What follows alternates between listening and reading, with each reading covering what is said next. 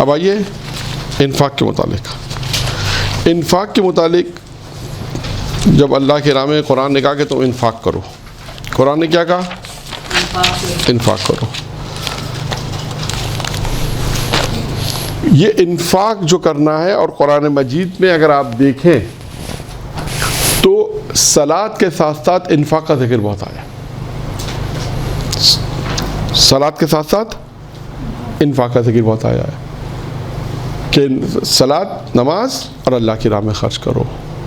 تو اب ہم دیکھتے ہیں کہ اچھا اب آپ کا مال آپ کا ہے, ٹھیک ہے. اب جو گفتگو شروع ہو رہی ہے وہ ہے انفاق کی شرائط کیا ہے.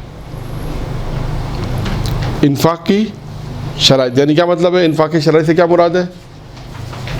اللہ کی راہ میں خرچ کرنے کی. نہیں, خرچ تو کرنا ہے. شرائط کسے کہتے ہیں؟ کسے کہتے ہیں؟ وہ کہتے کسے ہیں؟ سوال تو یہی ہے, وہی تو پوچھا ہوں. کنڈیشن ضروری ہونی چاہیے, صحیح حقدار تک پہنچانا. شرائط اس کو کہتے ہیں کہ جیسے ہم کسی چیز کی وہ مطلب باندھ دیں کہ یہ چیز یوں کرنی. شرائط یہی.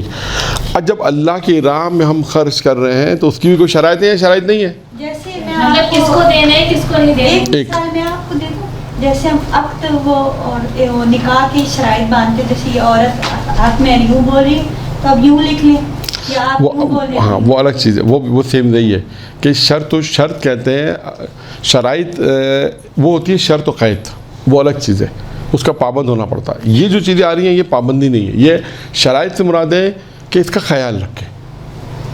یہ جو اب آ رہی ہیں چیزیں, یعنی اس کو آسان الفاظ میں بیان کروں, انفاق کی شرائط.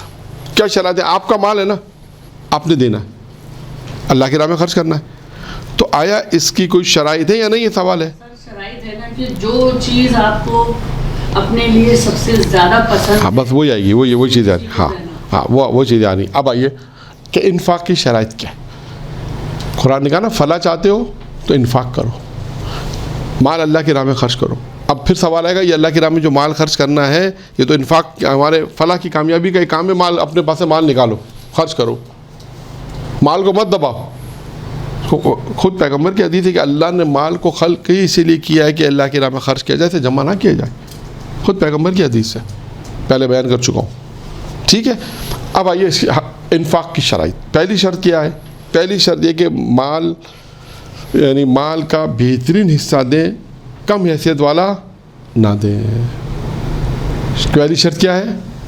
وہ مال انسان دے رائے خدا میں جو بہترین پسند ہو, جو سب سے زیادہ انسان کو پسند ہو, بہترین حصہ دیں. اچھا ہم کیا کرتے ہیں وہ بھی سن لیں. ہم کیا کرتے ہیں؟ کس کو دیتے ہیں؟ اور آئے گا نہیں, ضرورت مندوں کو تو بات کر. ہاں, ہمیں چاہیے کہ ہم بہترین حصہ دیں. ہم کیا کرتے ہیں؟ ہم کھاتے ہیں, کسی نے بھیج دیا, فریج میں رکھ دیا, کھا پی لیا, 2 دن بعد نکالا گیا, اس میں مزہ نہیں آ رہا, ایسا کرو اس کو ماسی کو دے دو. یہ ہمارا انفاق ہے کہ جو ہم خود نہیں کھا سکتے وہ دوسروں کو دیتے. یہ انفاق ہمارا ہے. جبکہ یہ شرائط آیت اللہ ناصر مکارم شیرازی نے اپنی کتاب تفسیر قرآن تفسیر نمونہ میں سورہ حدید کی جب تفسیر لکھی ہے, اس سورہ حدید سورہ نمبر 57 میں جب اس کی تفسیرات لکھی ہے تو ایک وہاں پر انفاق کی بہت اچھی دلچسپ گفتگو کی ہے. یعنی شاید یوں کہہ لیجئے کہ قرآن مجید میں جہاں مختلف انفاق کی بحث ہے اس کو ایک جگہ پہ جا کے جمع کر دیا ہے, یوں سمجھ لیں. اور اس کے اندر شرائطیں لکھی ہیں جو قرآن مجید کے مختلف چیزیں انہوں نے ایک جگہ پہ لا کے شرطیں دی کہ اب یہ شرطیں ہیں کہ انسان اگر اللہ کی راہ میں مال دے رہا ہے تو کیا دے. وہ نتیجہ نکالا مال دو تو بہترین مال دو, اچھا مال دو اللہ کی راہ میں, اور ایسے مال میں سے دو اور ایسے اموال میں سے جو جس کی انسان کو خود ضرورت ہے. دوسرا, مجھے بھی ضرورت ہے, مجھے ضرورت ہے, کوئی آگے سوال کرنے ایسا ہے. فرض کریں آپ کے 50,000 روپے پڑے اور آپ کو بھی ضرورت ہے, فرض کریں آپ کو 2 دن بعد ضرورت ہے, 2 دن بعد اس نے کہا مجھے ابھی ارجنٹ ضرورت ہے. اچھا اب یہاں پہ بھی مسئلہ یہ آئے گا, اس نے کہا مولانا ایسے موقع پہ اگر ہم دے دیں کل وہ لے کے بھاگ گیا تو ہم اس کی بات نہیں کر رہے ابھی, ٹھیک ہے نا. ہم بات کر رہے ہیں کہ انسان کو اپنی ضرورت ہو اور انسان دوسروں کی ترجیح دے. اب اس کے موارد مختلف ہو سکتے ہیں, میں موارد بیان نہیں کر رہا ہوں, ورنہ ممکن ہے کہ موارد کے اندر لوگ اعتراض کر سکتے ہیں کہ مولانا ہم نے تو اپنی ضرورت سے دے دیا, وہ کل آیا نہیں, ہماری پیمنٹ رک گئی, ہم پھنس گئے, یہ فلاں فلاں, مثال کے طور پر. لیکن اللہ انسان کی مدد کرتا ہے, یہ یاد رکھیے گا. اگر انسان اللہ کے لیے کرے گا تو اللہ اس کی مدد کرے گا, اور یہ لوگ خود بھی جانتے ہیں کہ راستے کیسے خدا کھولتا ہے. بات چاہتے ہیں ایسے اموال میں سے جو جس کے انسان کو خود ضرورت ہو. 2, تیسرا کیا ہے, ایسے لوگوں پر انفاق کرو جسے شدت سے ضرورت لاحق ہے, اور اولویت کی نظر رکھیں, جس کو پہلے دینا ہے. 2 چیزیں, ایک کیا ہے کہ ان افراد کو دو جن کو بہت زیادہ نیڈ ہے, بہت زیادہ ضرورت مند ہے, اور آپ اس میں پھر نظر رکھیں ان میں سے 2 میں سے 4 میں سے 5 میں سے ضرورت زیادہ کس کو ہے, اولویت کی بنا پر کہ ہاں یہ اس کو زیادہ ضرورت ہے, اس کو انسان دے. پھر کیا, انفاق پوشیدہ طور پہ کرو. لیکن انفاق کے لیے کیا آیا ہے, پوشیدہ طور پہ. اور معاشرے میں کیا ہوتا ہے,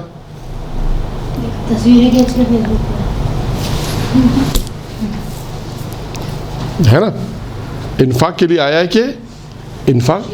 اور ائمہ علیہ السلام کی سیرت دیکھیں آپ, خود امیر المومنین جن کے ایام شہادت کے ایام ہیں, آپ ان کی سیرت سے کئی واقعات میں ایک واقعہ پڑھ دیتا ہوں کہ جب حضرت امام حسن علیہ السلام جب حضرت علی علیہ السلام کو دفن کر کے آ رہے تھے تو ایک خرابے سے ایک رونے کی شخص کی آواز آ رہی تھی جو مصائب میں روایت پڑھی جاتی ہے.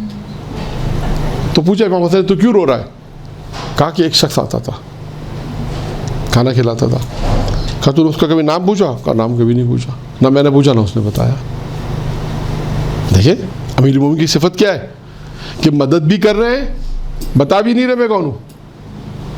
اور اس کے بعد جب اس نے حلیہ پوچھا تو کہا, جب حلیہ بتا دیا تو امام حسن نے کیا کہا, اب وہ کبھی نہیں آئے گا. خود حضرت علی علیہ السلام کی سیرت کے اموال کے واقعات کتنے, انفاق کے واقعات کتنے, کس طرح مال دینا چاہیے, کس طرح کس کو دینا چاہیے, شب میں دے کر آتے تھے. کتنے واقعات ایسے کہ رات کی تاریخی میں مال دیا. یہ خود امیر المومنین کی سیرت ہے. پھر آبرو ریزی نہیں ہو کسی کی. ہم خدا نخواستہ ایسے نہیں دیں کہ ایک محلے میں اگر کسی کو کوئی راشن دے رہا ہے, جو آج کل ماہ رمضان چلے, راشن کی مثال دے دے تو پتہ نہ چلے کہ اس گھر کو پتہ چلا بھائی اس گھر کو کون دے رہا, فلاں شخص, ان کیا راشن. ایسے کیسے پتہ چلتا ہے؟ آج تو اور بہت سارے سسٹم ہو گئے سیکریٹ طریقے سے دینے کے. پہلے زمانے میں تو شاید نہیں تھا, اب تو بہت آسان طریقے ہیں کہ انسان کس طرح پہنچانا چاہتا ہے پہنچا سکتا ہے. آج بھی ایسے لوگ ہیں جو بہت سے کام کر رہے ہیں. حتیٰ کل ایک جگہ ذکر ہو رہا تھا, مثلاً ایک صاحب معروم ہو گیا, ان کا ذکر ہو رہا تھا کہ یہ وہ ہیں کہ جو اتنا پیسہ دیتے تھے بغیر نام و نمود کے, بغیر نام و نمود کے. وہ کہتے تھے بس مولا دے رہا ہے. وہ کہتے تھے, ہم نے ان سے کہا کہ بھائی آپ تو کتنے ماشاء اللہ, خاموش کر لو, پروگرام کر لو, سب چیزیں آ جائیں گی, کسی کو بولنے کی ضرورت نہیں ہے. تو ایسے لوگ بھی تھے آج کے دور میں بھی. ایسے لوگ تھے, ایسا نہیں کہ آج کے دور میں لوگ نہیں تھے, آج کے زمانے میں بھی ایسے لوگ ہیں. تو ہمیں خود سیرت معصومین میں عمل کرنا چاہیے کہ ہم کس طرح لوگوں کی عزت, کیونکہ اس میں سب سے زیادہ جو چیز خطرے میں آتی ہے وہ عزت ہے, انسان کے آبرو. ایک آدمی کو کسی نے دیا, پورے محلے کو پتہ نہیں ہونا, پتہ ہونا چاہیے. حتیٰ خاندان میں جب پوری فیملی سے اگر بیٹھے تو لوگوں کو یہ نہ پتہ چلے, 8, 10, 15, 20, 25, 50 افراد ہیں, ان کو یہ علم نہیں ہو کہ یہ تو ان کی ضرورت اچھا اس نے پوری کی تھی, اچھا ان کو یہ راشن دیتا ہے, ان کو ان کے بچوں کی فیس یہ بھرتے ہیں. یہ سب صحیح نہیں ہے. انسان اس طریقے سے مدد کرے جو روایت میں اس سے بڑھ کے ایک جملہ آیا ہے. کون سا جملہ آیا ہے روایت میں کہ سیدھے ہاتھ سے دو تو, اس کا کیا مطلب ہے؟ اس کا مطلب کیا ہے؟ اس کا مطلب یہ نہیں کہ میں سیدھے ہاتھ سے تو الٹے ہاتھ میں اپنی جیب میں رکھوں, مطلب یہ نہیں ہے. آپ کے جو قریب ہاں بالکل ایسا ہی ہے, بالکل ایسا ہی ہے. حتیٰ ایک جملہ کہہ دوں کہ اگر شوہر کسی کی مدد کر رہا ہے تو بیوی کو بھی پتہ, لیکن ایسا ہوتا بہت. ہاں, اس کی وجہ کہ اس کے مال میں سے دیتی ہے نا نکال کے, اس کی وجہ. اپنے پیسے تو اچھی بات ہے, شوہر کو بتانا ضروری نہیں ہے, مدد نہیں ضروری نہیں ہے. اگر اپنے پیسوں سے دے رہی ہے بتانا ضروری نہیں ہے. بھئی فرض کرے خاتون کام کرتی ہے, جاب کرتی ہے, اس کی اپنی آمدنی ہے, وہ چاہتی ہے میں مستحق کی مدد کروں, بالکل مدد کرے, کوئی حرج نہیں. شوہر کو بتانا ضروری نہیں ہے. جو شوہر کے ضروری چیزیں وہ بتائے, جو ضروری ہے. شوہر کے مال سے دے رہی تو پوچھ کے دے, وائلہ ضروری نہیں. بالکل دے سکتے ہیں, بالکل دے سکتے ہیں. وہ کہتے ہیں بھائی یہ مثال کے طور پہ وہ کہتے ہیں بھائی مثلا آپ کو میں 1,00,000 روپے ماہانہ دیتا ہوں, فرض کرتے ہیں اب تمہاری مرضی, اس میں پورا گھر چلا, ہم پہلی تاریخ کو مجھ سے بات کرنا, پہلی کو بات کریں گے, اس سے پہلے کوئی. اب اس نے کہا کہ ٹھیک ہے, میں اس میں گھر بھی چلاؤں گی اور اپنے دوسرے اخراجات, گھر میں کاموں میں مطلب خرچ میں کمی نہیں آئے گی.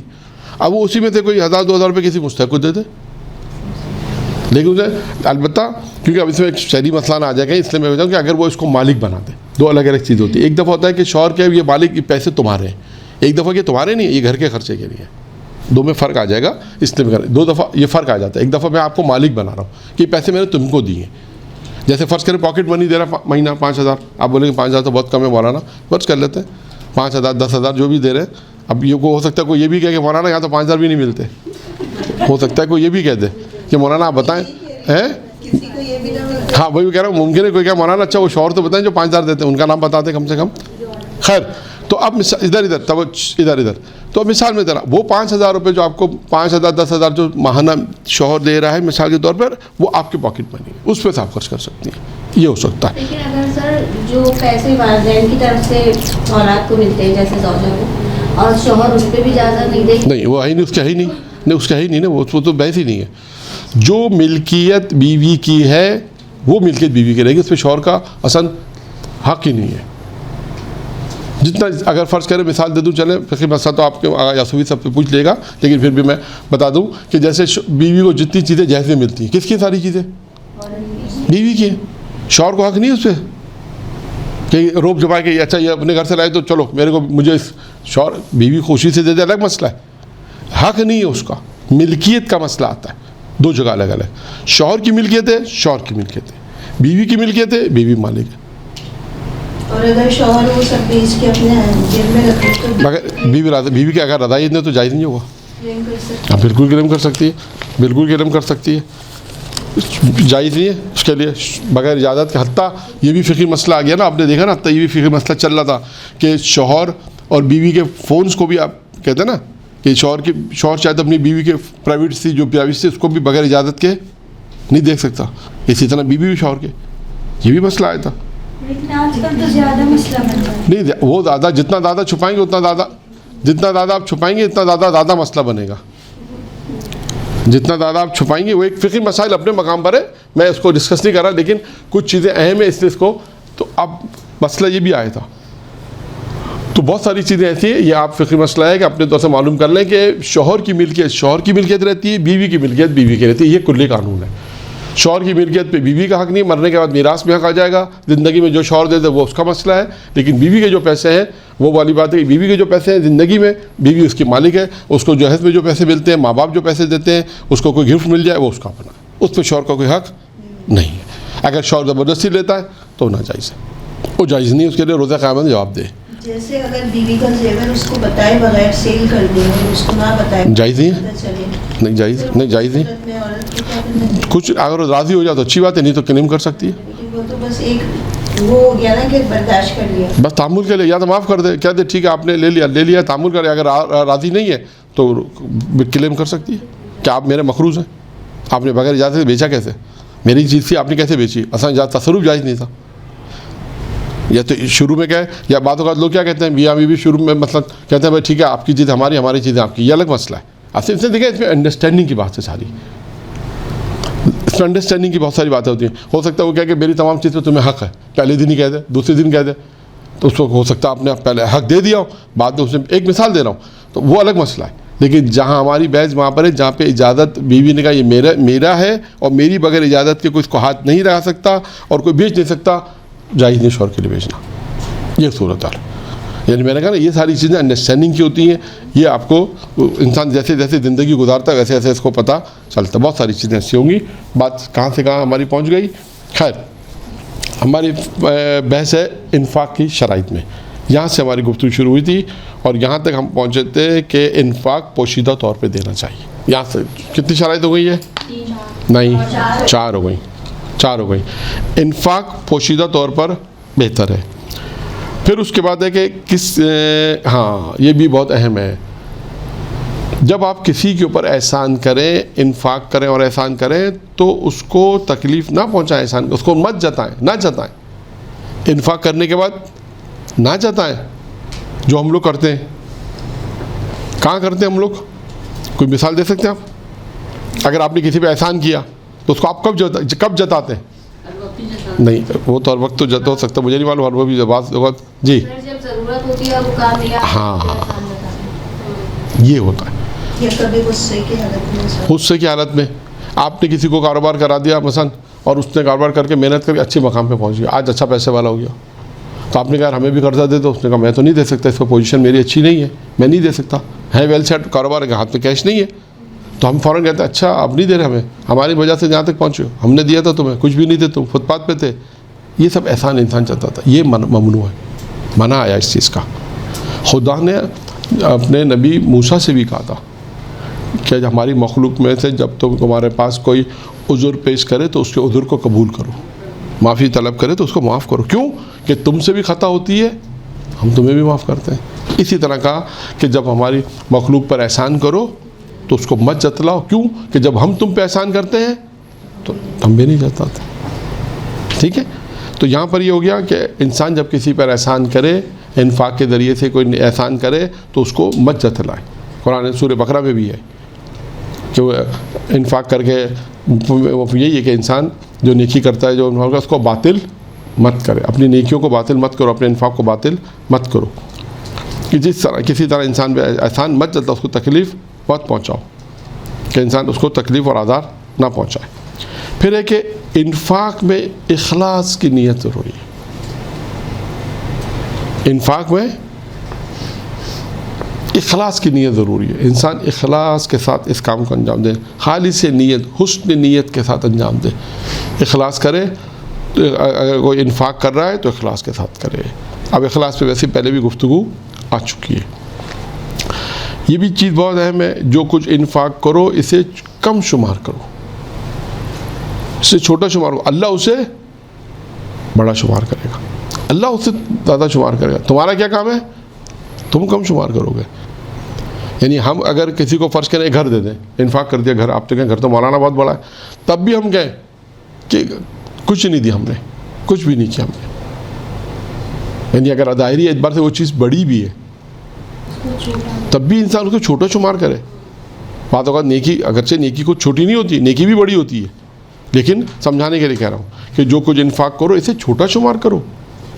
مت کرو کہ اس کو ہم نے بڑا دے دیا, ہم نے انفاق کیا بڑا دیا ہے, ہم نے تو, اگر آپ نے کسی کو کوئی چھوٹا موٹا بھی انفاق کر دیا, آپ نے کہا دیکھو ہم نے کتنا دیا, ہمارے بھی ایسے ہی آگے گیا, ہم نے دیا تو اس نے ایسا کیا. ایسا نہیں ہے, یہ انفاق ہے. انفاق کرو, اسے جتنا زیادہ بھی ہو, جو کچھ انفاق کرو اسے چھوٹا شمار کرو کہ ہم نے جو کچھ دیا وہ کم دیا ہے. اور اگرچہ بظاہر بڑا ہی کیوں نہ ہو, بھائی پوری جملہ یہی ہے. ٹھیک ہے, کتنے ہو گئے؟ 7. 8واں کیا ہے؟ انفاق ایسے مال میں سے کرو جس سے اسے دلی لگاؤ ہو اور عشق اور محبت ہو. یہ تو پہلا تھا نا, پہلا دوسرا تھا. پہلا تھا مال کا بہترین حصہ دیں, کم حیثیت والا نہ دیں. جی سر یہی تھا. دوسرا تھا ایسے اموال میں سے جو جس کی انسان کو خود شدت سے ضرورت ہو. دونوں الگ الگ ہیں. ایک میں کہ آپ کو شدت سے ضرورت ہے, ایک میں کہ آپ اس مال سے محبت کرتی ہیں, آپ کو لگاؤ ہے. مثال کے طور پہ ہو سکتا ہے ایک سوٹ آپ کے پاس ہے, چل آپ کی مثال دے دیں خواتین کی. سوٹ آپ کے پاس ہے, آپ کو اس سوٹ سے بہت اچھا کسی نے دیا. کبھی کبھی ہوتا ہے انسان کے کپڑے بہت اچھے ہو جاتے ہیں,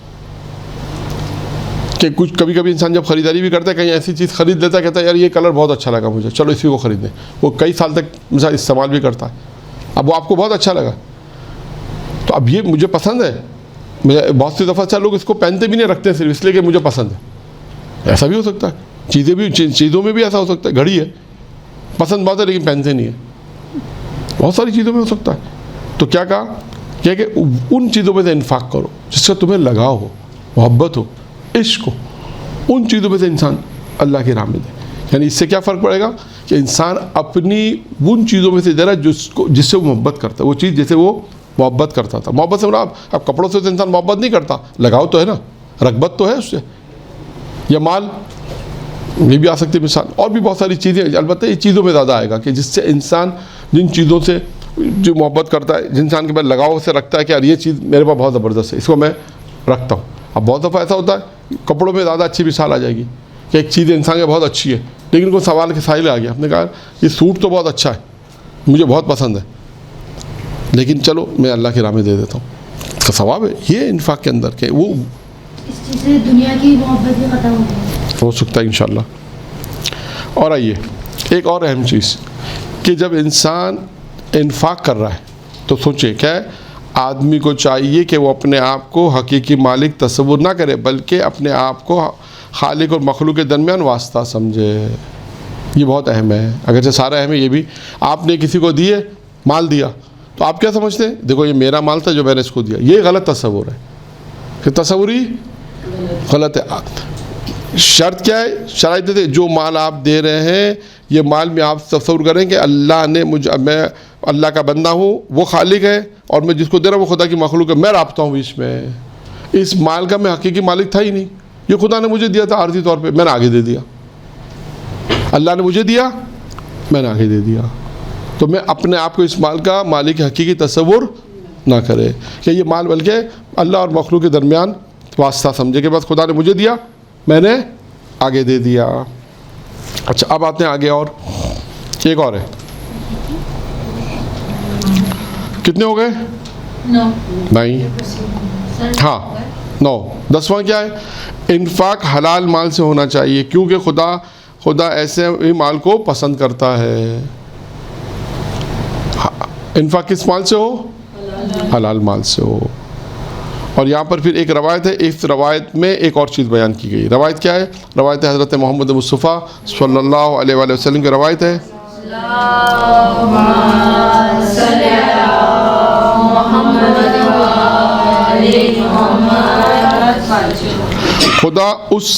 خدا اس کے انفاق کو قبول نہیں کرتا جس میں خیانت کا دخیل ہو، اور ریاکاری سے اجتناب کرو.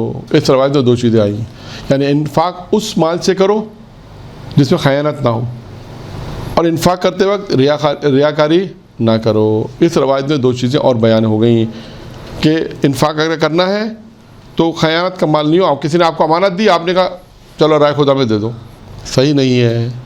اسی طرح ریاکاری یعنی دکھاوے سے انسان اجتناب کرے، اللہ کے خاطر کام کرے. تو یہ تقریباً 2 فوائد اگر آپ اس روایت میں 2 چیزیں اگر مان لیں تو کتنی ہو گئی؟ 10 سے 2 12.